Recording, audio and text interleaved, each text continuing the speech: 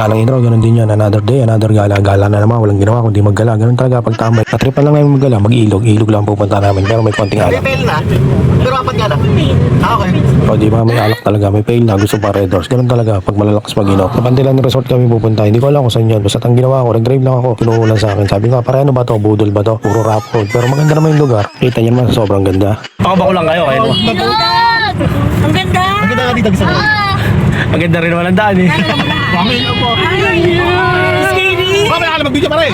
Sobrang ganda ng lugar, todo video ko. Pati sila natakot sa pag-video ko, kaya pinatigil nila. Kaya natatawa lang kami bawat isa sa amin. Sa mga gustong pumunta rito, mag-i-enjoy kayo. Malapit lang ang parking sa pinaka-cottage niya, kaya konti lang ang lakarin. Ito lang yung parking niya, 10 hakbang lang, nandun ko na sa cottage. Hindi ka mahirapang maglakad kung tamad kang katulad ko. Kaya bago ako maglakad, nag-video muna ako at nagpakayot bago pumunta sa cottage. Sa sobrang ganda ng lugar, at katabi ng cottage yung pinaka-tubig niya, wala na kaming ginawa kundi magkwentuhan, tawanan.